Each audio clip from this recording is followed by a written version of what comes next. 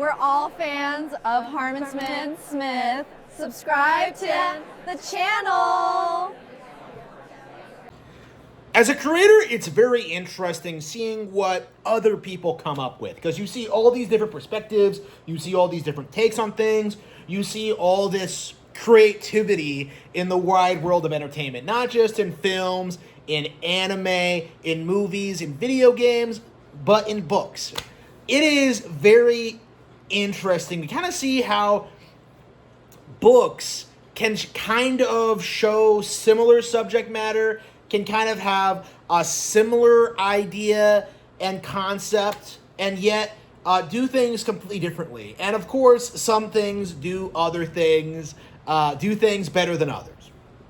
Case in point, right now I'm reading Legend of the Galactic Heroes, and it's great. I'm really, really enjoying it. I'm seeing how the situation is developing. I'm on the third volume or whatever. We're seeing some real character development. We've seen how much the characters have grown and changed after, stopping their revolutions in, Yang stopped the coup, and Reinhardt, has his thing going on. So, we have all that. Right, we're seeing how the story develops, and it kind of dawned on me while I was reading this, just how much better it was than Game of Thrones. And I feel like this is a very controversial point for a lot of people, because I think a lot of people think Game of Thrones is unusually good when it comes to talking about politics, when it comes to talking about, character drama, when it comes to talking about, dark things in media, when it comes to, realistic fantasy, okay? Because that's always been, the driving force behind Game of Thrones, is this idea that it's, more realistic than something like Lord of the Rings. And having read Lord of the Rings for the first time last year, I was kind of surprised when I came to the realization that that's not actually true. A Song of Ice and Fire is a boomer's perspective on history, a boomer's perspective on politics, and a boomer's perspective on, human nature. Right? George R. R. Martin writes all these characters with this idea that they're all self-serving, that they're all evil, that they're all corrupt, that, all they want is power, and that they'll do anything to get it. And the reality of that is quite a bit more nuanced. I feel like George really struggles with the fact that, his books are not realistic. They aren't a good representation of what history is like. It's not a good, take on fantasy or just historical fiction or political drama. It just pales in comparison to other better alternatives. And I think as more and more people begin familiarize themselves with George's actual work, that is the books themselves, not the TV show, as more and more people read the books and start comparing it to other books, it becomes more and more apparent what George's weaknesses as a creator are. The big one that everyone addresses is the no ending. Okay, that's the big one. But I do feel as more and more people study the text and understand it, more and more the story starts to fall apart. You do start to understand that certain characters do have plot armor, right? You do start to understand that we see rehash plot threads. You do see that Martin put all this effort and all this time into world building that really has nothing to do with the actual plot. The simple fact of the matter is, A Song of Ice and Fire is a failure on all fronts, as a fantasy series, as a TV show, as a work of literature. It is not something that can really stand on its own merits. It only has a following. It only got attention because people saw the TV show and thought it was mind-blowing, okay? Because, TV show watchers don't read. It is, it's embarrassing, okay? It is downright absurd how many people thought the TV show was, particularly thought-provoking or complex, okay? The ending was just an example of just how poor the writing in A Song of Ice and Fire actually was, okay? It was always like that. The only difference is that you became familiar enough with the style and were so underwhelmed by it that you were actually willing to, criticize it. And now you're constantly seeing people like, Glaze, Knight of the Seven Kingdoms, Glaze, House of Dragons, in a desperate attempt to like, well, this is a different series from different people. It's going to get better. Like, no, it's not. Okay? Your show is slop. You need to read more. You need to stop consuming absolute bullshit. Okay? It's embarrassing. So when you compare that to Legend of the Galactic Heroes, what do you get? Okay? Well, first of all, you get an actual conclusion to the story. Okay? You get an actual ending. But second of all, what you get is a way better look at the conflict and the interpersonal politics within it, right? So it's not just about like the Free Planet Alliance versus the Galactic Empire. You have like other factions in both sides. Reinhardt has to like overthrow the Emperor, and establish himself as the dictator. Yang is like at the behest of his own politicians. You have Fazan, who's like trying to vie for control. You have like Manfred II, right? You have like Earth, having this weird religious hold over like all of humanity, right? You have all these different people, right, who are all like vying for power and control in their own ways, with their own styles, but it feels a lot more human than anything that like A Song of Ice and Fire can come up with. Like, it's very interesting how, like, in George's version of reality, everybody is fighting over the Iron Throne. And I think in the series they try and do this thing where it's like, oh yeah, it's secretly supernatural or something.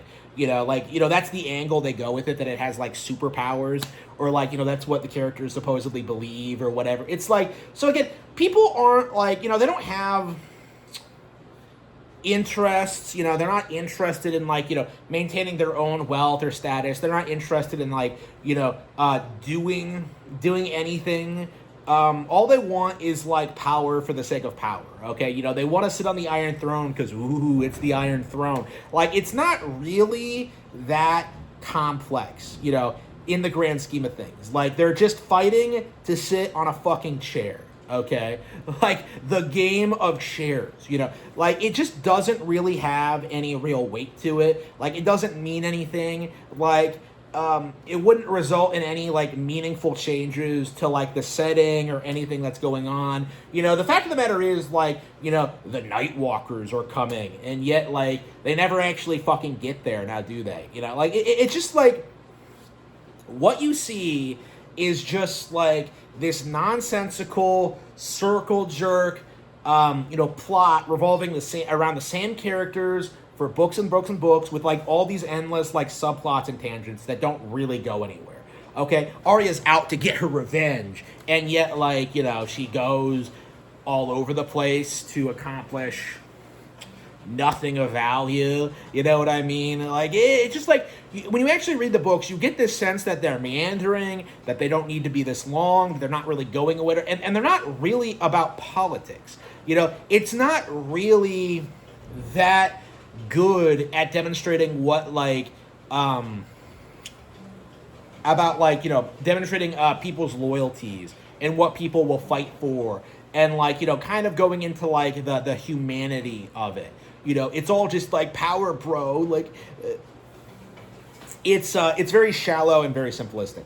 Legend of the Galactic Heroes does a way better job kind of being more multifaceted, in the sense where you have different characters from different backgrounds who have like radically different cultures, because the Free Planet Alliance has like developed very differently from the Empire and has its own government structure. It has its own like legal system. It has its own like own unique culture, essentially. Completely segregated from the Empire. So they have their own problems, internally, and they have to deal with the Empire, radically differently than like how the Empire deals with them.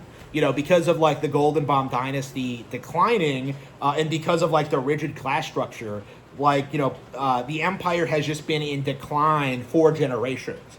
And it's because of Reinhardt coming in and introducing all these sweeping reforms that like we're seeing all these like radical changes, like, and how like they're because of Yang existing and because of Reinhardt leading the Empire, like we're seeing like the confrontation between the two just kind of like leading to its natural conclusion, right? And it doesn't feel like forced. It doesn't feel as if the two necessarily hate each other. Like, again, they are just doing their duty in that sense. And I think that's something that like Game of Thrones fundamentally doesn't understand, is duty and responsibility. You know, because the way like Game of Thrones likes to portray it is this idea that like, oh yeah, Ned Stark tried to be dutiful and he tried to be honorable and they just killed him because, oh, if you don't cheat and if you don't lie, you're gonna just die. Oh, like, again, that's the version of reality that Game of Thrones likes to put forward. Okay, like, oh man, like nice guys finish last. Like, basically what we're seeing, Legend of the Galactic Heroes, you know, really emphasizes like the nature of duty, of responsibility, the inherent nobility of it, and how like, you know, people aren't necessarily like anxious to like take power.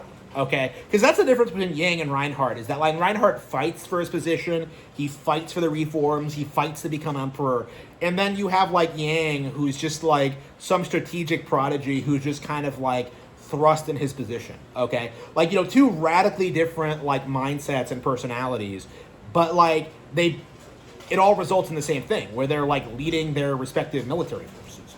Okay, like again, it's what you see is that like you actually get like actually differing personalities, you get different perspectives, you get like actual real human conflict.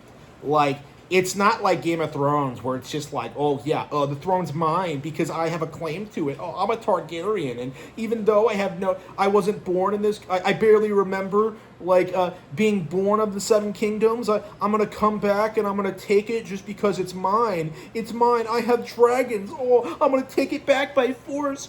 Like that. It's not compelling. It's not interesting. It doesn't work. Like fundamentally, like, it just doesn't work. Like, it's not interesting. It's not something that like anybody really wants to read about.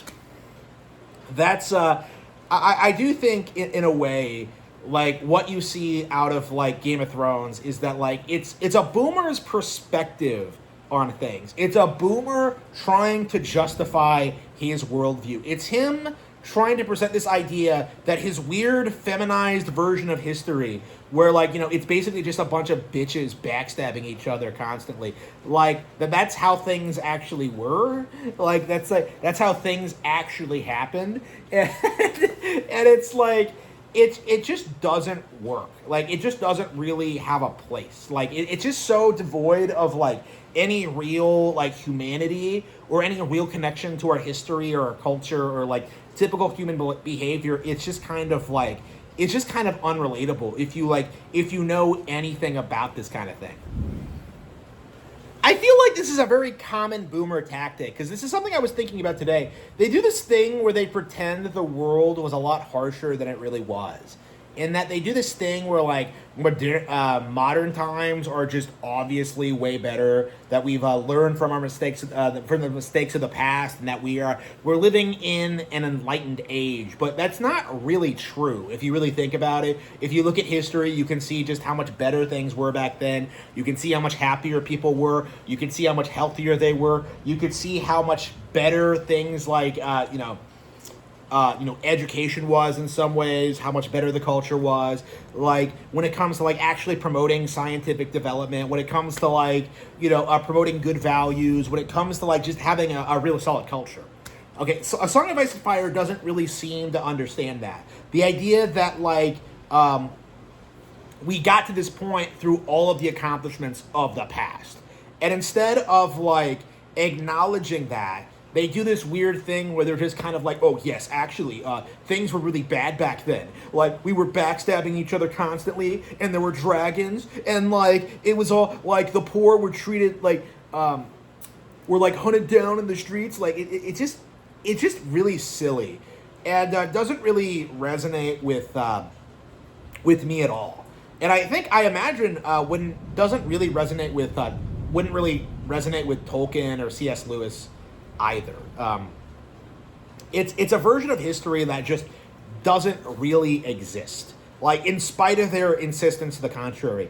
Like, Legend of the Galactic Heroes, in comparison, feels as if it's a lot more natural. Like, it feels like a natural progression of human conflict. Where, like, they're in starships and they're, like, in battle with one another. But, like, in a lot of ways, it's rooted in, like, a lot of traditional human conflict. Where you have characters that are, like, unsure of what they want to do, beholden by their responsibilities, committing themselves to, like, just, Legend of the Galactic Heroes, in comparison, feels like something that would actually happen. Something that feels like it pays more respect to the past, that it understands human behaviors better. It understands how things might look in the future better. They talk about, like, general strategies, cultures, things that feel like they might happen. Okay, like it feels like it has a better understanding of just, like, what things are going to look like if we progress to that point. Like, it feels a lot more grounded in that sense. It feels a lot more natural. Like, in comparison to Song of Ice and Fire, feels very forced. Like, it feels like it doesn't need to be as long as it is. It feels like the plot is just spinning its wheels endlessly. Like, honestly, you probably could have wrapped up all 7 books in, like, one volume. And not even, like, a particularly long one. Honestly. It's, like, to me, it just feels like A Song of Ice and Fire only had the momentum it did because of the TV show. And it's getting glazed by people who don't read a lot, who don't, like, really understand these things, who don't think about them all that thoroughly. And I do think long-term, it's going to be pretty universally understood that there are, like, lots of better alternatives to it. Like, I imagine it's only a matter of time until other fantasy writers come in and start, like, making better work than Martin ever did. Like, I'm not really interested in this kind of, like, political drama, but, like, I'm sure other people will. Like, to me, it feels as if, like, this is kind of the TV show equivalent of, like, the Marvel fad. You know what I mean? Where, like, people just clung onto dark fantasy because of this idea that it was more realistic than Lord of the Rings, and yet, like, I think now that this has become more ubiquitous and that we're seeing it everywhere, like, people are becoming more aware of, like, the limitations of the genre. It's all becoming a problem with the, it's all just falling out of style, essentially. Like, that's what we've been seeing for a long time, and I think will continue to get worse over time. And as a result of that, Game of Thrones in and of itself is, over time, going to be forgotten. I think if it wasn't for, like, all these spin-off shows that, like, HBO is desperately trying to show you, it would have been forgotten a long time ago. Honestly, like, season 8 was just that badly received. I'm reading so many good books all the time that I've kind of lost track of all the books I would recommend over A Song of Ice and Fire. Obviously, Lord of the Rings is the obvious one, but I do think in a lot of ways, I would say Legend of the Galactic Heroes is quite possibly a contender.